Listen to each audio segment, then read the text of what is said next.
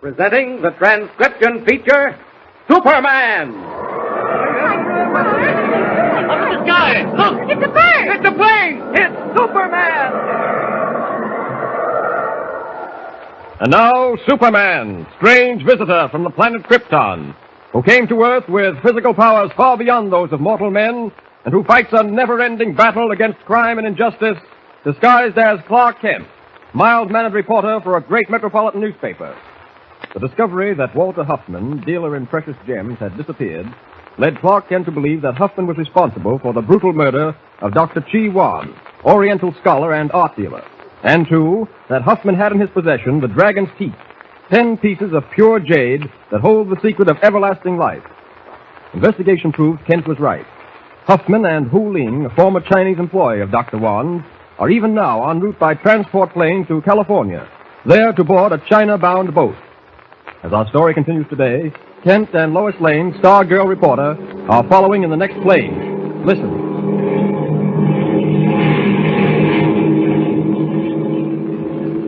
According to this timetable, we'll land at San Francisco about midnight. Huffman only has a 2-hour start on us. Well, that may be more than enough, if he can catch a boat. Well, you checked on that before we left, didn't you? Yes, there's a freighter sailing from San Francisco at midnight. I wish you hadn't insisted on coming along, Lois.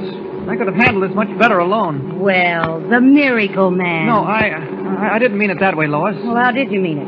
Now, don't tell me you could have gotten to San Francisco faster than this plane is taking us. Well, maybe you can fly. I wouldn't be a bit surprised. Well, now you're being silly. Oh, no, not at all. You do everything so well, it isn't beyond the realm of possibility to believe that you can float through the air with the greatest of ease. Oh, let it go. We've got a long trip ahead of us, so just relax.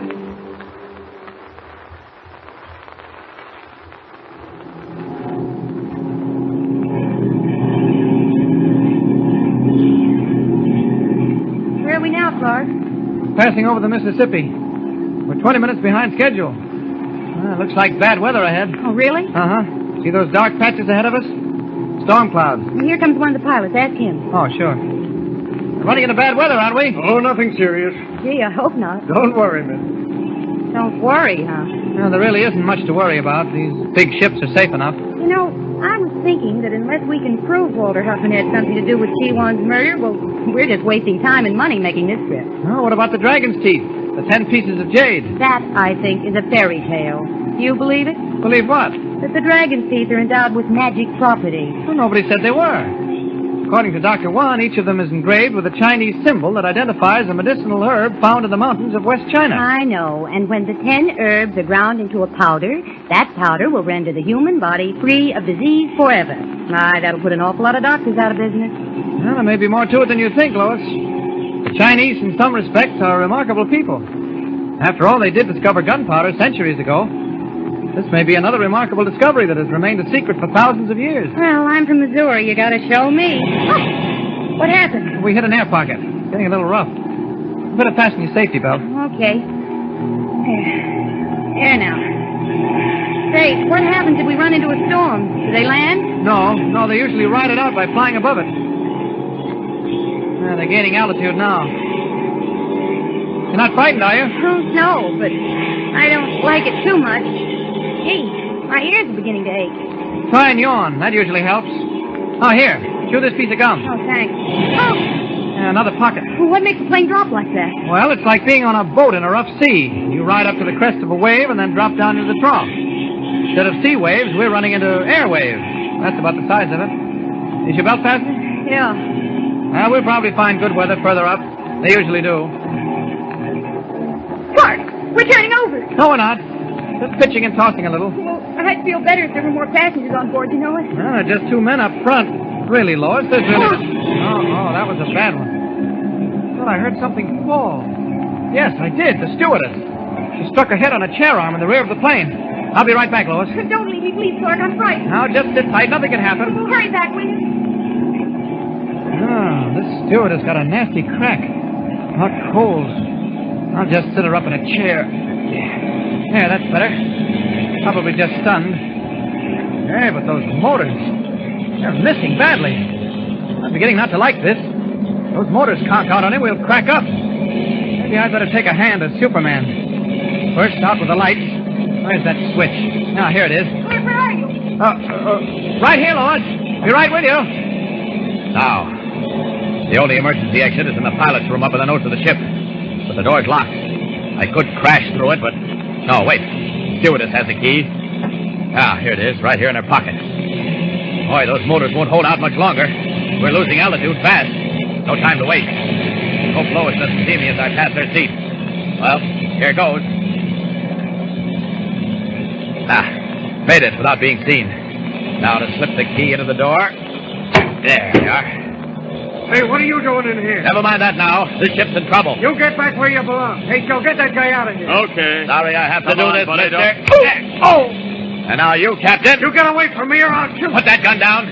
Put it down, I said. I want you. Quick shot. That bullet. It just bounced off your chest. There isn't time to explain that now. Sweet dreams, Captain. Uh-oh. Did a spin. I hope I haven't waited too long. The altimeter. Only 7,000 feet. There's only one thing to do. Get out of this plane and carry it down.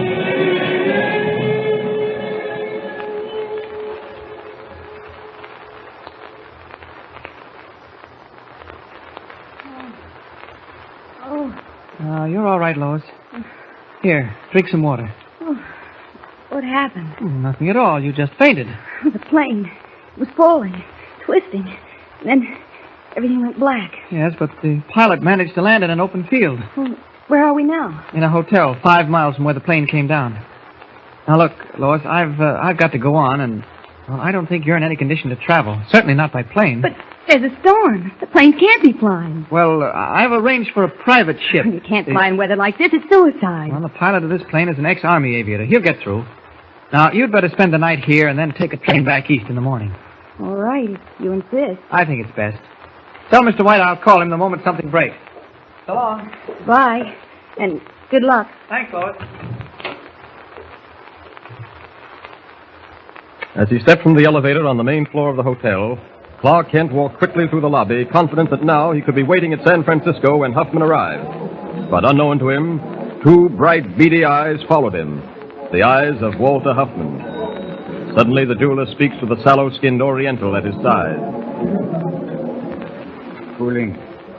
Did you see that man who just passed through the lobby? Yes, Huffman. I may be wrong, but he looked very much like that newspaper reporter who came to see me. Kent, I think his name was. Remember I told you about him? Yes, I remember. Was that not why we left so quickly, because of him? Exactly, Huling. I thought they were suspicious, those newspaper people. How did he find out we were here at this hotel? That's what bothers me. He couldn't possibly know I decided to stop off here for a few days in case we were being followed. It's strange. Very strange. Maybe you are mistaken. Possibly. I'll see. You wait here. I beg your pardon, but is there a Mr. Kent registered? Mr. Kent, I'll see. No, sir, we have no Mr. Kent. A newspaper reporter from the East? No, I'm sorry. Oh, did you say newspaper reporter?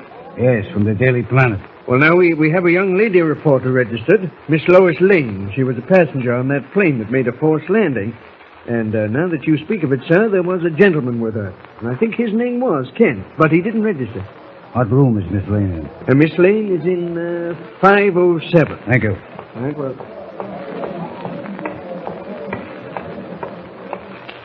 I was right, Oling. It was Kent. What do we do now? He's not registered, but another reporter is, a young lady. Follow me. Yes, sir.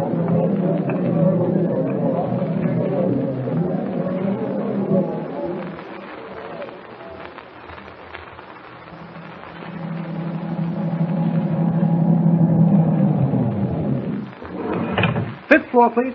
Good night. Good night, sir. Now listen closely. The girl, her name is Lois Lane, is in room 507. I must find out what she and Kent are doing here. I will pretend I'm a friend of Kent's. You remain here in the hall. He returns before I'm through. Lead him away on some pretext. You understand? I understand. Perfect. Good. I won't be long.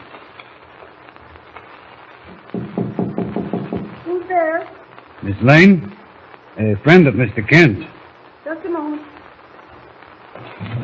How do you do, Miss Lane? My name is Smith. Yes? I met Mr. Kent in the lobby. He's an old friend of mine. Well, won't you come in? Thank you. Mr. Kent said you had a rather frightening experience. Your plane was forced down? Yes, it was terrible. I don't suppose I'm much of an air traveler. How long do you and Mr. Kent expect to stay here? Well, Clark's left already. He's on his way to the coast. I'm returning east by train tomorrow. Oh, Mr. Kent is on his way to the coast. Business, perhaps? Yes. Did you say your name was Schmidt? Edward Schmidt. Well, if your name's Schmidt, what are the initials WH doing on that handkerchief in your breast pocket? I know who you are. You're Walter Huffman. Operator! Operator! Put down that phone. Operator! Oh! Now, pick your phone up. Replace the receiver on the hook. What do you want?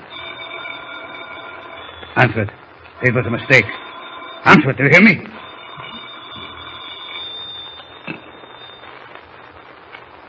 Never mind, operator. It was a mistake. With Superman 1,000 miles away, what will Lois Lane do? Can she alone outwit Huffman and Hooling? Don't forget to tune in next time for another thrilling episode in this strange Oriental drama. Tune in the next thrilling installment of the transcription feature, Superman. Up in the sky, look! It's a bird! It's a plane! It's Superman! Superman is a copyrighted feature appearing in Action Comics magazine.